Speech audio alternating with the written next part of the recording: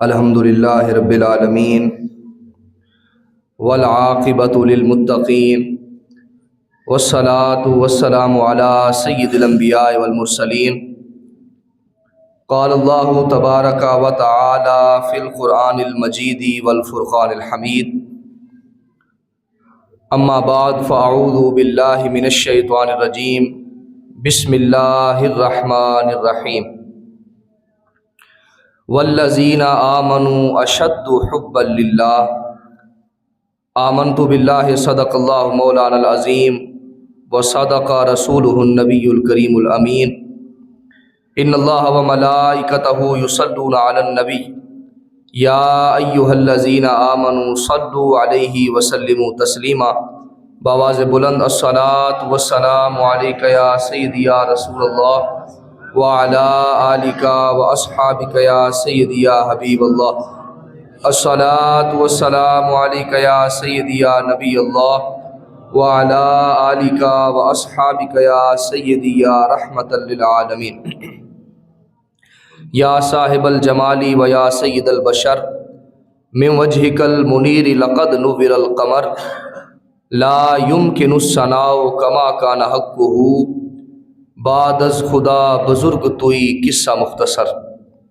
اللہ رب العزت کی حمد و ثنا حضور سرکار دو عالم نور مجسم شفیع معظم حضور ختم المرتبت صلی اللہ علیہ وآلہ وسلم کی بارگاہ ناز کے اندر ہدیہ درود و سلام کا نذرانہ پیش کرنے کے بعد دعا ہے کہ اللہ رب العزت میری اور آپ سب کی حاضری کو اپنی بارگاہ کے اندر شرف قبولیت سے سرفراز فرمائے۔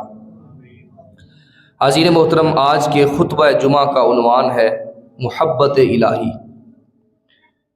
حاضرین محترم، اللہ رب العزت نے انسان کو بے شمار نعمتیں عطا فرمائی ہیں۔ طبعی اور فطری تقاضا یہ ہے اور دنیا کا دستور بھی یہی ہے کہ جس کے احسانات کسی پر ہوتے ہیں تو اس سے محبت کی جاتی ہے اور اس سے پیار کیا جاتا ہے، الفت کی جاتی ہے۔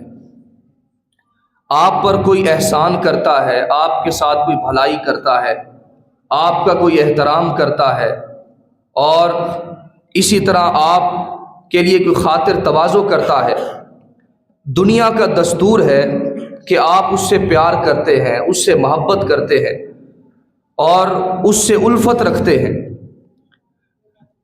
تو دنیا کا دستور یہ ہے کہ جس کے آپ پر احسانات ہوتے ہیں آپ اس کا احترام کرتے ہیں، اس سے محبت و پیار کرتے ہیں۔ تو اللہ رب العزت نے انسانوں کو بے شمار نعمتیں عطا فرمائی ہیں۔ اگر کوئی شخص ریت کے ذروں کو گننا چاہے تو یہ ممکن نہیں ہے کہ ان کو گن سکے۔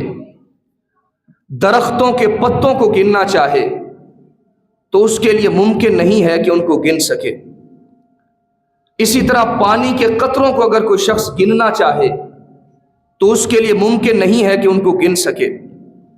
اسی طرح آسمان کے ستاروں کو اگر کوئی شخص گننا چاہے تو اس کے لیے ممکن نہیں ہے کہ گن سکے۔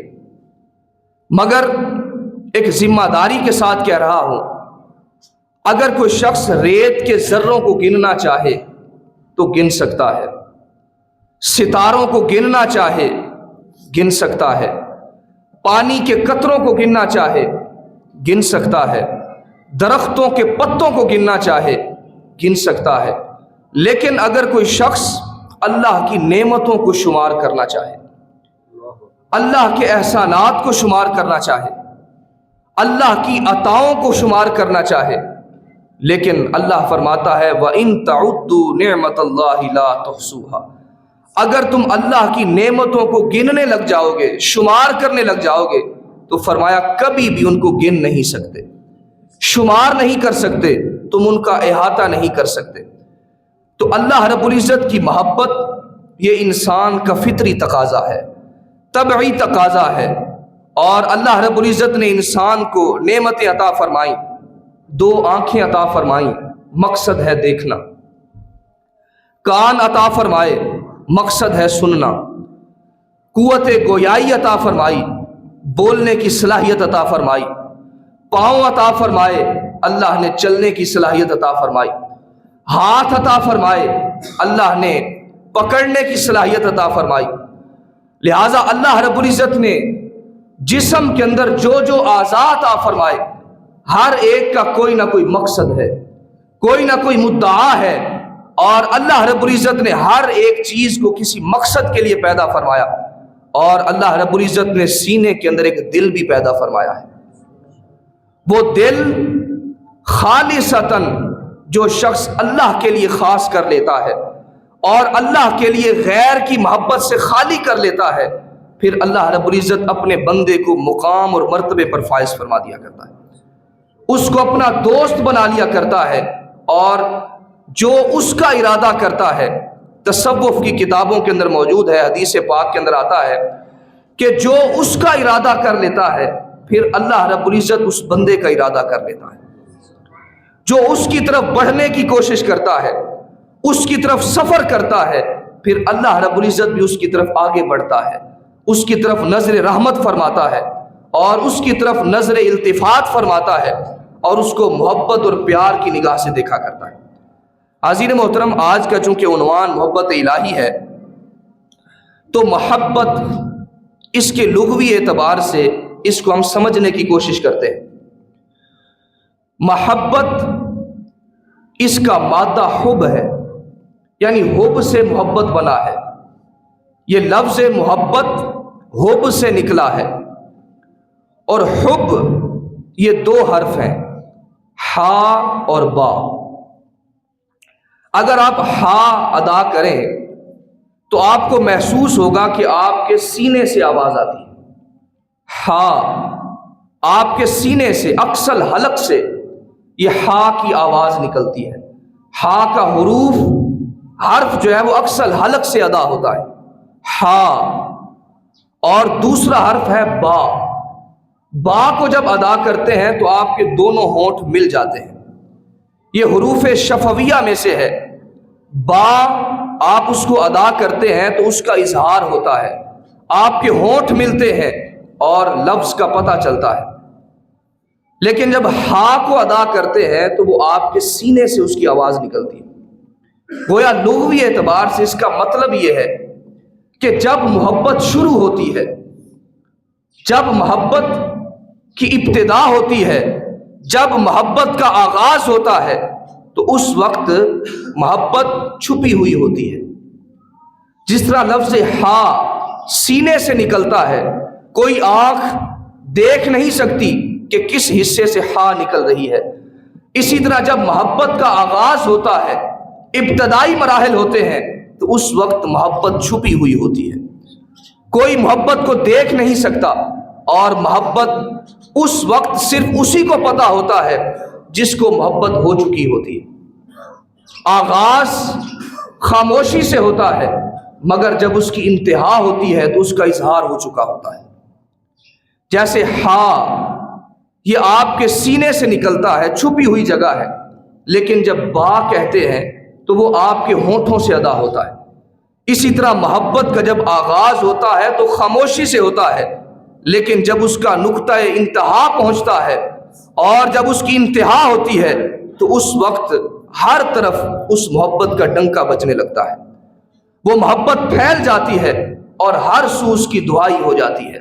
تو عزیز محترم، محبت اس کا اصطلاحی معنی صفائے قلب ہے، اپنے دل کو صاف کر لینا، اپنے دل کو غیر کی محبت سے پاک کر لینا، اور اللہ کے ساتھ اس تعلق کو برقرار رکھنا، اور غیر کی محبت سے اپنے دل کو پاک اور صاف کر لینا۔ ہم وہ لوگ ہیں جو گیارہ شریف بھی کرتے ہیں، اولیاء کرام کے عرس بھی مناتے ہیں، محافل میلاد کا بھی اہتمام کرتے ہیں، اور ماہ محرم کے اندر ہم صحابہ کرام اہل بیت اطہار کے دن بھی مناتے ہیں، مگر ہم اپنے دلوں کو صاف نہیں کرتے، ہم اپنے دل کو تزکیہ نہیں دیتے، ہم محبت کے ساتھ بھی دو نمبری کرتے ہیں۔ محبت اس کا پہلا مطلب یہ ہے کہ صفائے قلب ہو جائے، دل صاف ہو جائے، اللہ کی محبت کے ساتھ اس کا دل جو ہے وہ سرشار ہو جائے اور غیر کی محبت سے اس کا دل خالی ہو جائے۔ عزیزان محترم، آج علامات محبت کی طرف آپ کی توجہ دلانا چاہتا ہوں۔ جب کسی کے دل کے اندر محبت پیدا ہوتی ہے، یہ بات ذرا سمجھنے والی ہے، اور آج کے خطبہ جمعہ کے اندر زیادہ تر واقعات وہ میں مثالیں آپ حضرات کے سامنے رکھوں گا، وہ مجنو اور لیلا کی ہوں گی۔ مقصد مجنو کے فضائل کو بیان کرنا نہیں ہے، مقصد یہ ہے کہ آپ کو عشق کی منازل سمجھاؤں، عشق کے مراتب سمجھاؤں، اور عشق مجازی کے ساتھ آپ کو عشق حقیقی کا سفر کراؤں۔ عزیزان محترم، پہلا درجہ علامہ ابن القیم رحمۃ اللہ تعالی علیہ روضۃ المحبین کے اندر فرماتے ہیں کہ جب کسی کو محبت ہوتی ہے تو اس کا پہلا درجہ اور پہلی علامت یہ ہے کہ جو محب ہوتا ہے، محبت کرنے والا ہوتا ہے، وہ محبوب کے ذکر سے سکون حاصل کرتا ہے۔ محبوب کے ذکر سے، محبوب کے تذکرے سے، محبوب کی باتوں سے اس کو سکون ملتا ہے، فرحت ملتی ہے، شادمانی ملتی ہے، اس کو لذت ملتی ہے، ایک کیفیت نصیب ہوتی ہے۔ یہ محبت کا پہلا درجہ ہوتا ہے۔ اللہ رب العزت نے فرمایا الا بذکر اللہ تطمئن القلوب، فرمایا کہ اللہ کا جو ذکر ہے وہ دلوں کو سکون دیتا ہے، دلوں کو لذت دیتا ہے، کیفیت دیتا ہے۔ تو پہلا درجہ جو محبت کا ہوتا ہے، اس کے اندر محب اپنے محبوب کے ذکر سے سکون محسوس کرتا ہے، فرحت و شادمانی محسوس کرتا ہے۔ عزیزان محترم، مجنو ایک جگہ پر پڑا ہوا تھا، بے ہوش پڑا ہوا تھا، اور لوگوں نے کہا کہ آج ہم اس سے باتیں کرتے ہیں، گفتگو کرتے ہیں۔ اب مجنو کو جگایا گیا، اس کے اوپر پانی ڈالا گیا، مگر مجنو بے ہوش پڑا ہوا ہے۔ لوگوں کے اندر اس بات کی خبر پھیل چکی تھی کہ اگر مجنو کے سامنے لیلا کا ذکر کیا جائے تو وہ فوراً متوجہ ہو جاتا ہے۔ اب انہوں نے لیلا کا ذکر چھیڑ دیا، لیلا کا نام پکارا، مجنو بے ہوش تھا، فوراً ہوش کے اندر آ گیا، فوراً ہوش کے اندر آیا، اور ہوش کے اندر آ کر ان سے باتیں بھی کرنے لگا اور اپنے یار کا تذکرہ بھی کرنے لگا۔ تو پہلا درجہ محب اپنے محبوب کے ذکر سے سکون محسوس کرتا ہے، فرحت محسوس کرتا ہے، یہ محبت کی پہلی علامت ہے۔ اس کی دوسری مثال آپ کے سامنے رکھتا ہوں۔ حضرت ابراہیم علیہ السلام، آپ بکریاں چرا رہے ہیں اور ایک خوبصورت آواز آپ کے کان میں پڑتی ہے۔ آواز کیا ہوتی ہے؟ سبحان ذی الملک والملکوت، سبحان ذی العزت والعظمت والہیبت والقدرت والکبریاء والجبروت، سبحان الملک الحی الذی لا ینام ولا یموت، سبوح قدوس ربنا ورب الملائکۃ والروح۔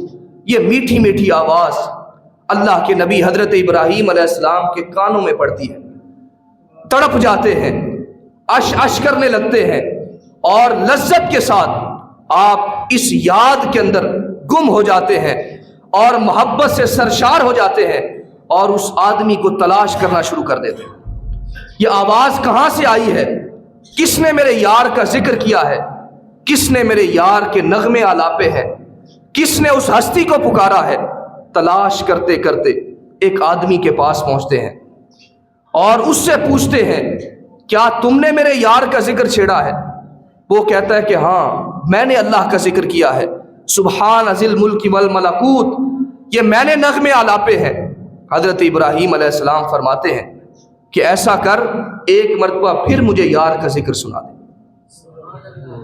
مجھے میرے محبوب کا پھر ذکر سنا دے، ذرا پھر چرچا کر دے، اور میں اپنے دل کو سکون دے لوں، لذت محسوس کر لوں۔ اس نے کہا پہلی مرتبہ تو میں نے اپنی مرضی سے سنایا تھا، اب تم تقاضا کر رہے ہو، لہٰذا اب آدھا مال لگے گا، پھر میں یار کا ذکر سناؤں گا۔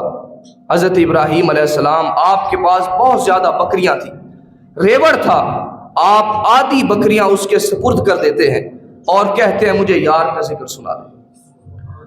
وہ آدھی بکریاں لے لیتا ہے اور پھر اللہ کا ذکر سناتا ہے، سبحان ذی الملک والملکوت، طرز کے ساتھ، لے کے ساتھ اللہ کو یاد کرتا ہے، اللہ کا ذکر کرتا ہے۔ وہ کسی نے کہا تھا جب تیری بات کان پڑتی ہے، جب تیری بات کان پڑتی ہے تنے بے جان میں جان پڑتی ہے، اور فاصلہ کچھ نہیں تیرے در تک زندگی درمیان پڑتی ہے۔ تو آدھا مال، آدھی بکریاں لے چکے ہیں، اب یار کا ذکر سنا رہے ہیں۔ حضرت ابراہیم علیہ السلام پھر کہتے ہیں کہ لذت آ رہی ہے، مزہ آ رہا ہے، ذرا پھر ایک مرتبہ یار کا ذکر سنا دے۔ اس نے کہا آدھی بکریاں دے چکے ہو، اب کیا دو گے مجھے؟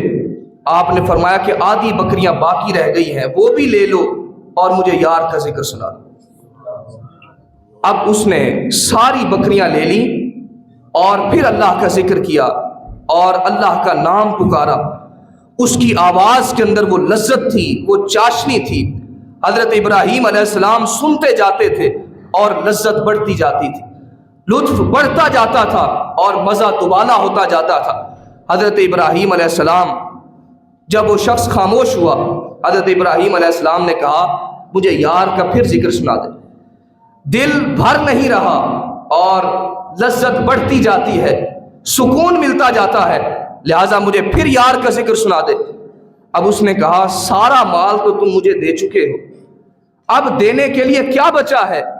مجھے کیا دو گے کہ میں یار کا ذکر سناؤں؟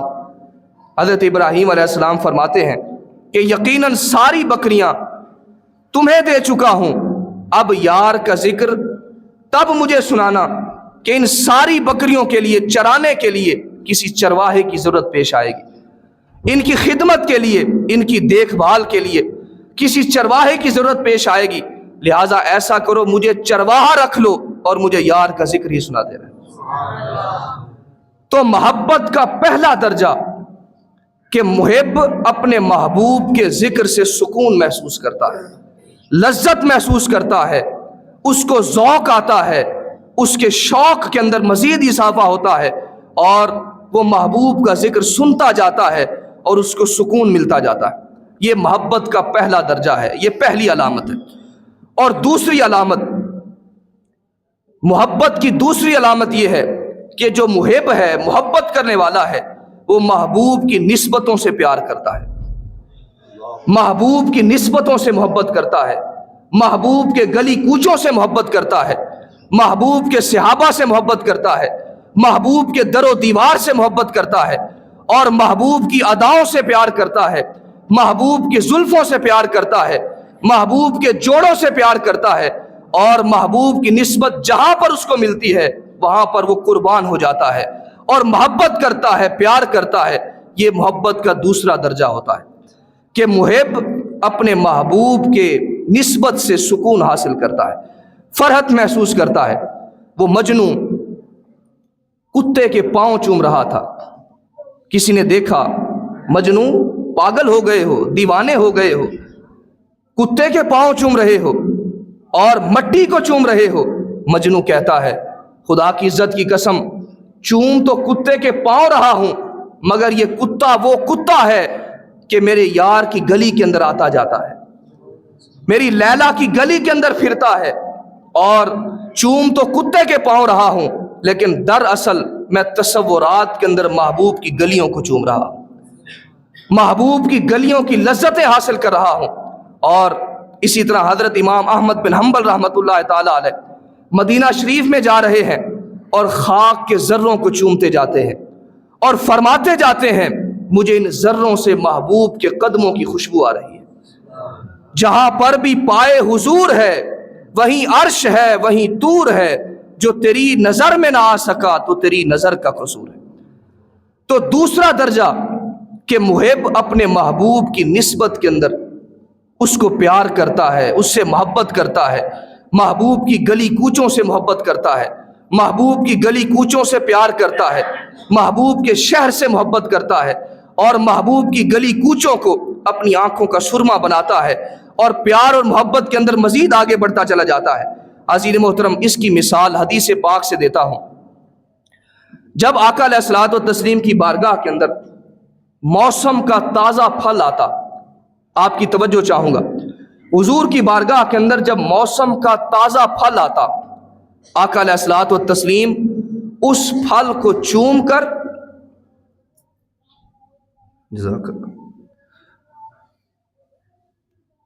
آقا علیہ الصلوۃ والتسلیم کی بارگاہ کے اندر جب موسم کا تازہ پھل آتا اور حضور علیہ الصلوۃ والتسلیم اس پھل کو پکڑتے اور چوم کر اپنی آنکھوں سے لگاتے، صحابہ کرام پوچھتے، یا رسول اللہ صلی اللہ علیہ وسلم، یا حبیب اللہ، ماجرا کیا ہے؟ خلاف معمول عمل فرمایا ہے، اس پھل کو چوم کر آنکھوں سے لگانے کی کیا وجہ ہے؟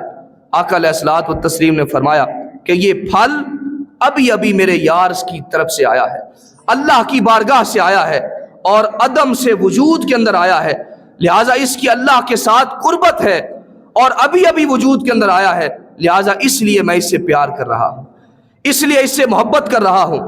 تو محبوب، جب محب اپنے محبوب کی نسبتوں سے پیار کرتا ہے، اسی طرح مسلم شریف کی حدیث مبارک ہے، حضور علیہ الصلوۃ والتسلیم آپ جلوہ گر ہیں اور بارش ہوتی ہے، حضور علیہ الصلوۃ والتسلیم اپنے سر مبارک کو ننگا فرماتے ہیں، دستار مبارک، امامہ مبارک آپ اس کو اتارتے ہیں اور اپنے سر مبارک کو ننگا فرماتے ہیں اور بارش کو اپنے سر پر لیتے ہیں۔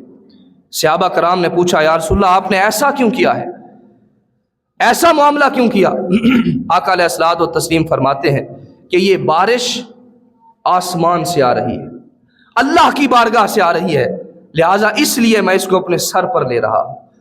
تو عزیز محترم، محبوب کی نسبتوں سے محب پیار کرتا ہے، محبت کرتا ہے، الفت کرتا ہے۔ تو یہ دوسرا درجہ، محب اپنے محبوب کی نسبتوں سے، اس کے گلی کوچوں سے اور اس کے ہر ایک چیز سے محبت کرتا ہے، پیار کرتا ہے۔ تیسرا درجہ، محبوب کے ساتھ محبت کا جو تیسرا درجہ ہے وہ یہ ہوتا ہے کہ محب جو ہوتا ہے وہ بے نفس ہو جاتا ہے، بے خود ہو جاتا ہے، اس کو درجات و مراتب کی غرض نہیں رہتی، وہ بے نیاز ہو جاتا ہے، چاہے محبوب عطا کر دے تو بھی خوش ہوتا ہے، محبوب عطا نہ بھی کرے پھر بھی خوش ہو جاتا ہے، وہ بے نفس ہو جاتا ہے، بے خود ہو جاتا ہے اور اس کو کوئی تکلیف نہیں ہوتی کہ محبوب عطا کر رہا ہے یا نہیں کر رہا۔ اس کی مثال آپ کے سامنے رکھتا ہوں۔ علامہ عبد الرحمن جامی رحمۃ اللہ تعالی علیہ، اس واقعے کو آپ نے بھی بیان فرمایا اور اسرار الاولیاء کے اندر حضرت بابا فرید الدین گن شکر رحمۃ اللہ تعالی علیہ آپ نے بھی بیان فرمایا۔ آپ فرماتے ہیں کہ لیلا کی عادت تھی کہ مہینے کے پہلے 7 دن، ابتدائی 7 دن وہ خیرات کیا کرتی تھی، بکریوں کے دودھ کے اندر روٹی کو پکا کر وہ فقیروں کے اندر، ضرورت مندوں کے اندر بانٹا کرتی تھی، خیرات کیا کرتی تھی۔ اب لیلا خیرات کر رہی ہے، مجنو کو پتا چلا کہ لیلا خیرات کر رہی ہے، مجنو اپنا لکڑی کا کاسا لے کر اور اپنی لکڑی کا برتن لے کر، پیالہ لے کر وہ بھی لین کے اندر لگ جاتا ہے، قطار کے اندر کھڑا ہو جاتا ہے، گرتا گرتا اور آگے پہنچتا ہے۔ لیلا پوری قطار کو دیتی ہے اور سب کا برتن مقدور بھر دیتی ہے، سب کو دیتی ہے، لیکن جب مجنو کی باری آتی ہے تو لیلا برتن کو زور سے پھینکتی ہے اور پیالہ ٹوٹ جاتا ہے، پیالہ ٹوٹتا ہے۔ اب چاہیے تو یہ تھا کہ مجنو وہاں پر اظہار شرمندگی کے ساتھ غصے کا اظہار کرتا، مگر مجنو کیا کرتا ہے، ناچنا شروع کر دیتا ہے، رقص کرنا شروع کر دیتا ہے اور وجد کے اندر آ جاتا ہے۔ کسی نے کہا، یار دیوانے لوگ ہو، پاگل ہو، اس نے تمہارا پیالہ توڑ دیا ہے اور تم رقص کر رہے ہو، ناچ رہے ہو۔ اس نے کہا، دیکھو لیلا نے سب کو دیا ہے، سب کو عطا کیا ہے، لیکن میرا ہی پیالہ کیوں توڑا ہے؟ میں اس کی پہچان کے اندر تو آ گیا ہوں، مجھے اس نے پہچان تو لیا ہے، بس میری دنیا سنور گئی ہے، مجھے کچھ ملے نہ ملے اس سے کوئی غرض نہیں ہے، لیکن لیلا نے مجھے پہچان لیا ہے، اس سے ہی میری دنیا سنور گئی ہے۔ اسی طرح اس کے ساتھ متصلاً حضرت بابا فرید الدین گنج شکر رحمۃ اللہ تعالیٰ علیہ آپ اسرار الاولیاء کے اندر ایک اور واقعہ بیان کرتے ہیں۔ آپ فرماتے ہیں کہ بنی اسرائیل کا ایک شخص تھا جس نے 70 سال عبادت کی، 70 سال عبادت کی، اور اللہ رب العزت نے اس وقت کے نبی کو یہ وحی فرمائی، کہا جا کر میرے اس بندے سے کہو تمہاری 70 سال کی عبادت کو میں نے رد کر دیا ہے، 70 سال کی عبادت کو ٹھکرا دیا ہے۔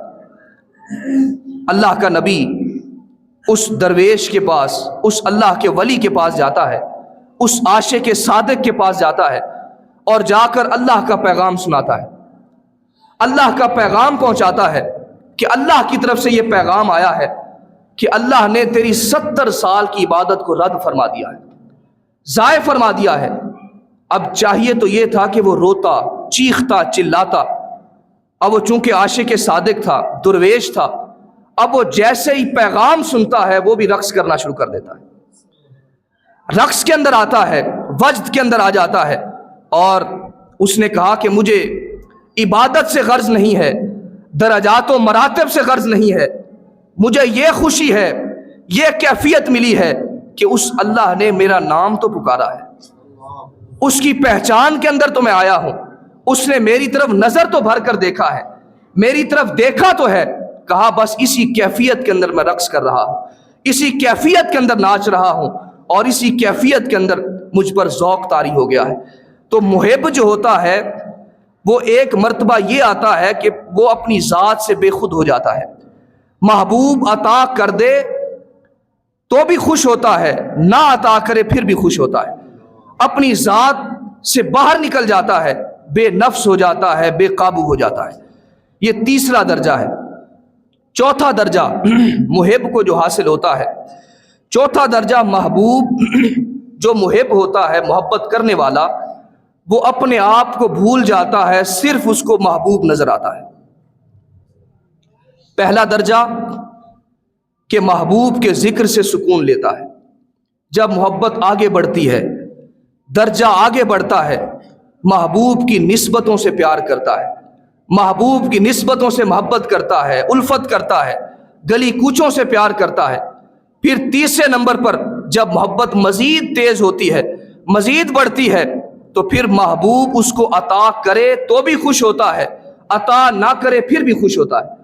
اور چوتھا درجہ جب محبت اور زیادہ بڑھ جاتی ہے اور حد تک پہنچ جاتی ہے، تو پھر کیا کرتا ہے محب جو ہوتا ہے وہ خود کو ہی بھول جاتا ہے، ہر طرف اس کو محبوب ہی محبوب نظر آتا ہے، ہر طرف اس کو محبوب نظر آتا ہے، اور جدھر بھی دیکھتا ہے اس کو محبوب ہی محبوب نظر آتا ہے۔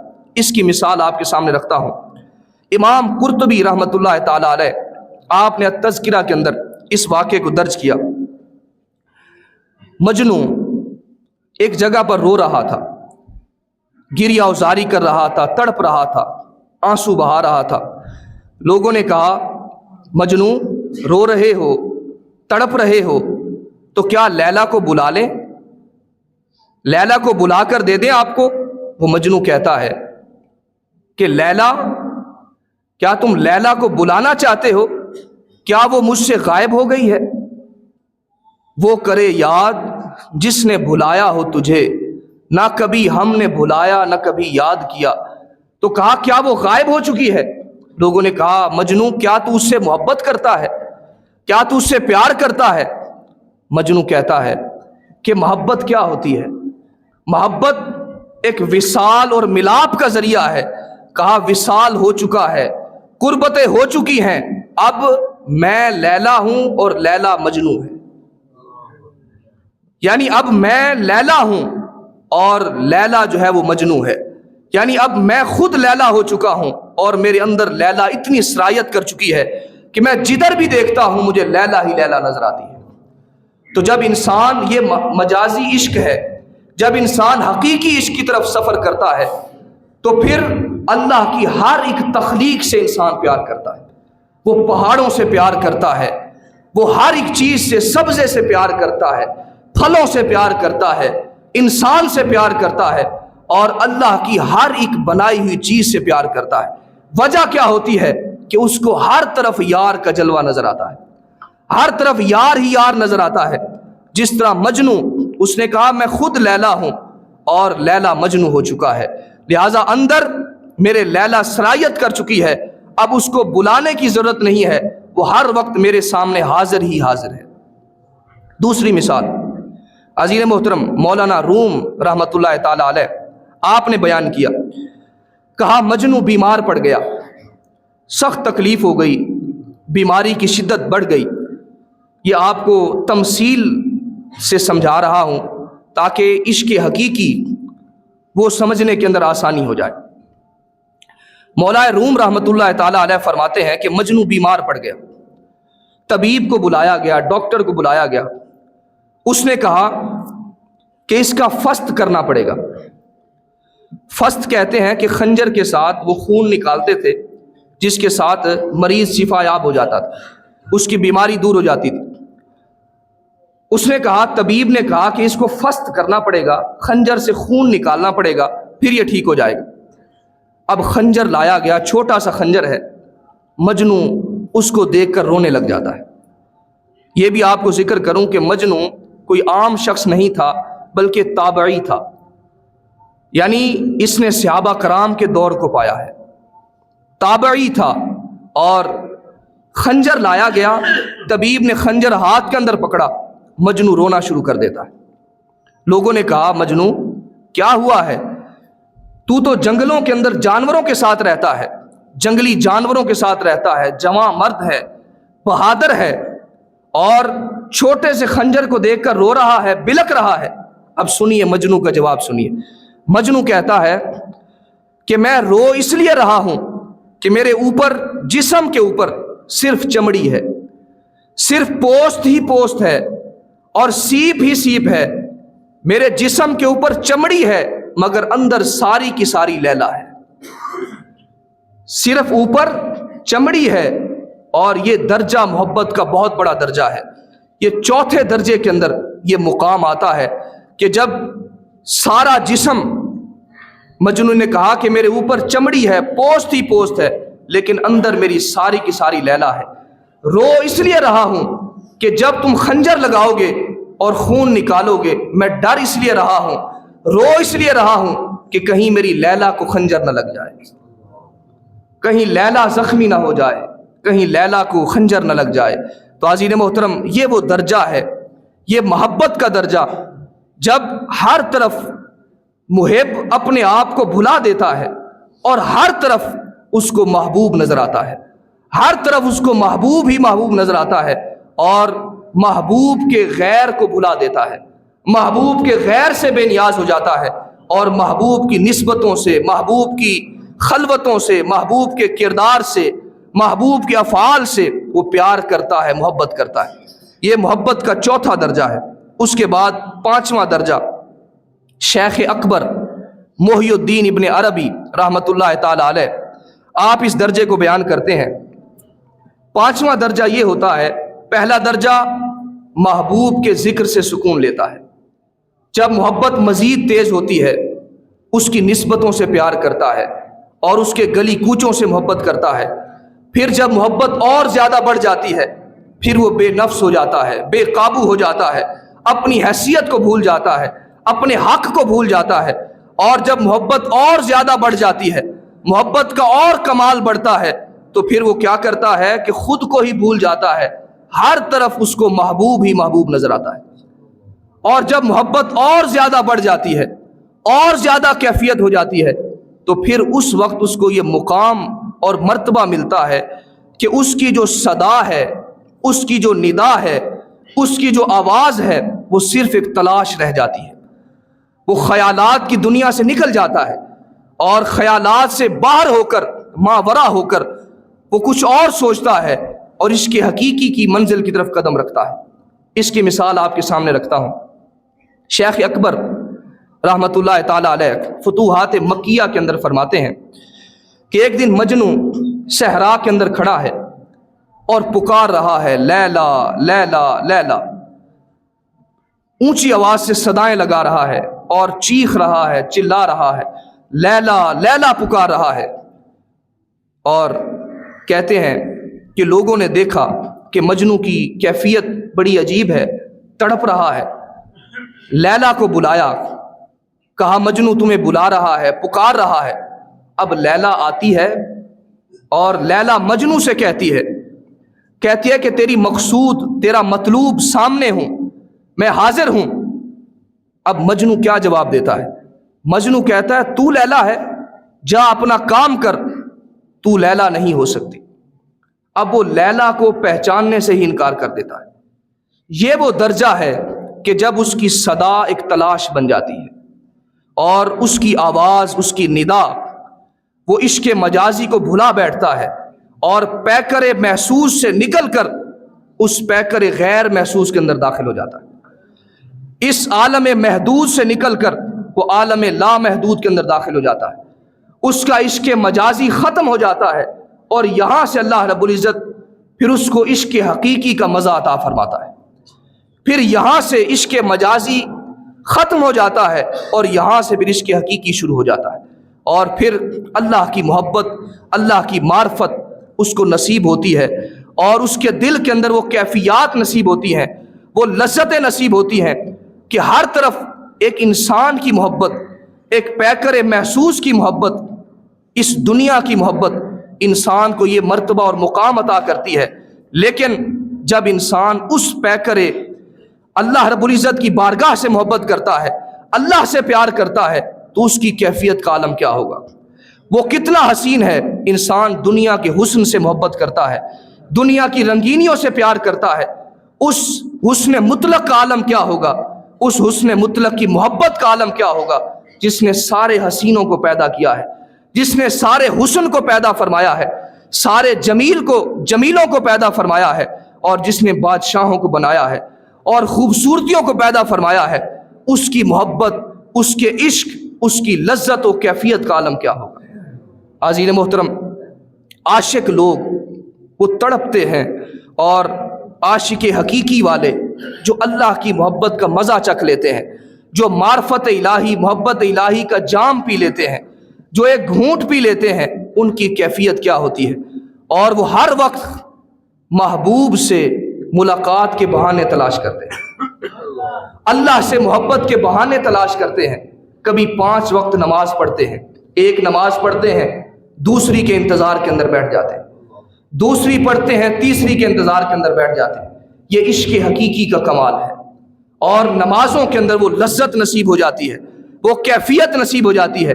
ایک نماز پڑھتے ہیں، دوسری نماز کے لیے منتظر ہو جاتے ہیں، 5 نمازیں پڑھتے ہیں، اور پھر یار سے بہانہ تلاش کرتے ہیں، ملاقات کا بہانہ تلاش کرتے ہیں۔ کبھی اشراق کی نماز پڑھ لیتے ہیں، کبھی چاشت کی نماز پڑھ لیتے ہیں، اور کبھی اوابین کے نوافل پڑھنے کھڑے ہو جاتے ہیں، اور کبھی راتوں کو اٹھ کر تہجد کی نماز ادا کرتے ہیں۔ یہ سارے محبوب سے ملاقات کے بہانے ہیں، سارے اس رب سے ملاقات کے بہانے ہیں، محبت کے بہانے ہیں۔ جب انسان کو یہ درجہ، یہ مقام نصیب ہو جاتا ہے تو انسان کو عبادت کے اندر لذت نصیب ہوتی ہے اور کیفیت نصیب ہوتی ہے، اور پھر اس کو مقام اور مرتبہ کیا ملتا ہے۔ ایک واقعہ آپ کے سامنے ذکر کرتا ہوں، پھر اجازت چاہتا ہوں۔ حضرت عبداللہ ذوالبجادین رضی اللہ تعالیٰ عنہ، آپ مدینہ المنورہ سے کچھ دور، تھوڑے سے فاصلے پر ایک بستی کے اندر رہتے تھے، اور حضور کو دیکھا اور حضور پر ایمان لے آئے، بے تڑپ ہو گئے، اور حضور کی محبت دل کے اندر گھر کر گئی۔ اللہ کی محبت کے اندر اور اللہ کی معرفت کے اندر، اللہ کے دین کی محبت کے اندر، حضور کی محبت کے اندر اتنے بے خود ہوتے ہیں کہ گھر کے اندر سارا کفر ہے، آپ کا چچا وہ بھی کافر ہے، ماں کافرہ ہے، آپ یتیم ہیں، گھر کے اندر اپنے اسلام کو چھپاتے ہیں، اپنے دین کو چھپاتے ہیں، مگر ایک دم بھی محبت چھپ نہ سکی۔ جب تیرا کسی نے نام لیا تو محبت چھپی نہیں رہتی، بلکہ اس کا اظہار ہو جاتا ہے، محبت ظاہر ہو جاتی ہے، انسان اس کو ظاہر نہ بھی کرنا چاہے لیکن محبت آشکار ہو جاتی ہے۔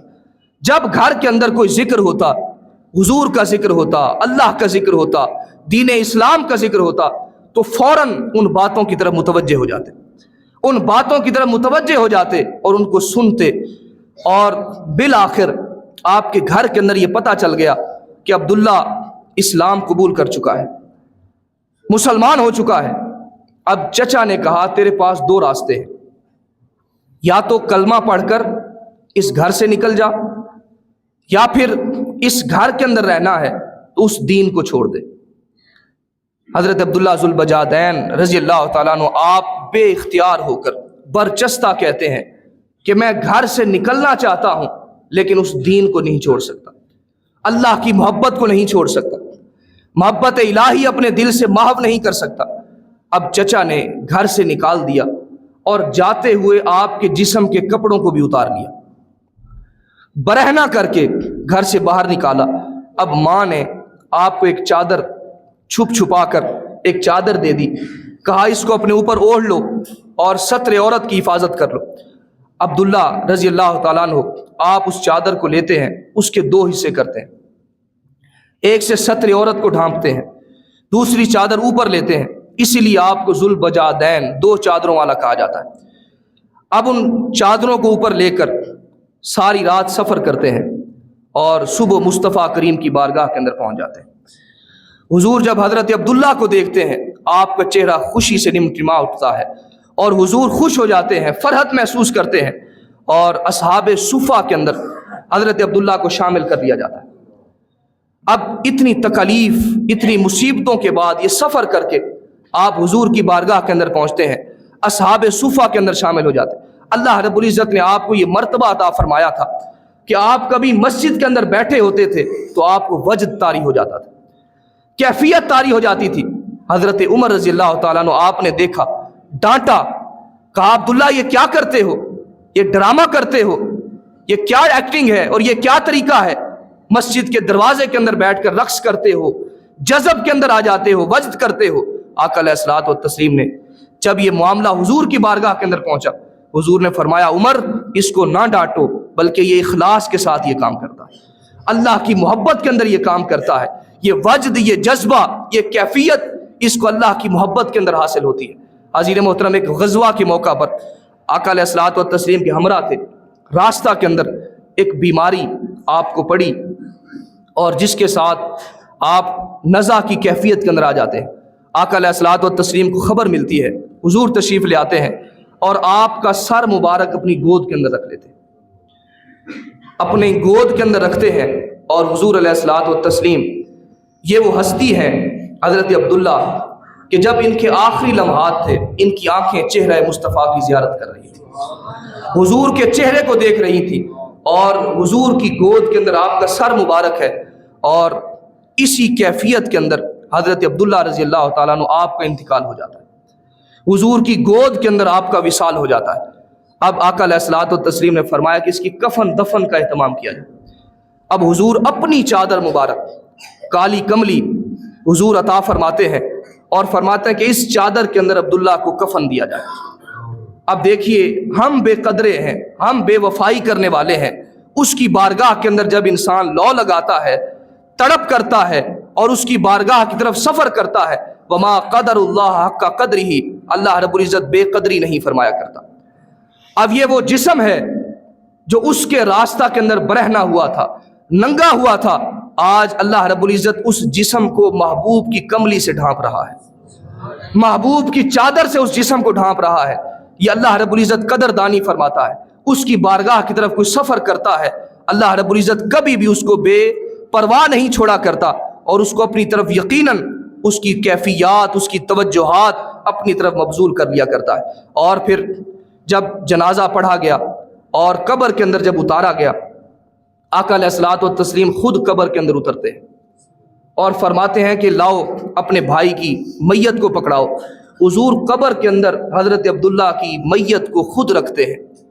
حضرت فاروق اعظم رضی اللہ تعالیٰ عنہ جب آپ یہ منظر دیکھتے ہیں، تڑپتے ہیں، روتے ہیں کہ کاش آج یہ جسم اطہر، کہ آج یہ میری میت ہوتی، مصطفیٰ کریم کے ہاتھ ہوتے، اور آج قبر کے اندر حضور مجھے اتار رہے ہوتے، اور آج یہ کیفیت مجھے نصیب ہو جاتی اور یہ مقام اور مرتبہ مجھے مل جاتا۔ صحابہ کرام حیران ہیں اور ورطہ حیرت کے اندر مبتلا ہے۔ کہ اللہ رب العزت نے اس یتیم لڑکے کو اللہ کی بارگاہ کے اندر سفر کرنے کی وجہ سے اللہ نے یہ مقام اور مرتبہ عطا فرمایا ہے، یہ منازل عطا فرمائی ہیں۔ اور حضور نے فرمایا مولا عبداللہ سے میں بھی راضی ہو چکا ہوں، مولا تو بھی اس سے راضی ہو جا، تو بھی اس سے راضی ہو جا۔ تو جب اللہ سے انسان لو لگاتا ہے اللہ رب العزت کبھی بھی اس کو ادھورا نہیں چھوڑا کرتا۔ آخر کے اندر حضرت خواجہ غلام فرید رحمۃ اللہ تعالیٰ علیہ آپ کے چند اشعار سے اپنی گفتگو کو ختم کرتا ہوں۔ آپ کہتے ہیں میڈا عشق بھی تو میڈا یار بھی تو۔ جب انسان عشق حقیقی کی منازل کے اندر پہنچتا ہے اور عشق حقیقی کی لذتوں سے آشکار ہو جاتا ہے، اس کی کیفیت کیا ہوتی ہے؟ وہ ہر طرف محبوب کو دیکھتا ہے، محبوب کے جلووں کو دیکھتا ہے، اور وہ یوں کہتا ہے میڈا عشق بھی تو میڈا یار بھی تو، میڈا دین بھی تو میڈا ایمان بھی تو، میڈا جسم بھی تو میری روح بھی تو، میڈا قلب بھی تو جند جان بھی تو، میڈا کعبہ قبلہ مسجد ممبر مصحف تے قرآن بھی تو، میرے فرض فریضے حج زکاتاں سوم صلات اذان بھی تو، میرا دیکھن بھالن جانچن جونچن سمجھن تے سمجھان بھی تو، اور جے کر یار فرید قبول کریں، جے یار فرید قبول کریں سرکار بھی تو سلطان بھی تو، میرا عشق بھی تو میرا یار بھی تو، میرا دین بھی تو ایمان بھی تو۔ اللہ رب العزت ہمیں بھی اس راہوں کا مسافر فرمائے۔ وآخر دعوانا ان الحمدللہ رب العالمین۔ جنہوں نے سنتے ادا کرتی ہیں وہ سنتے ادا۔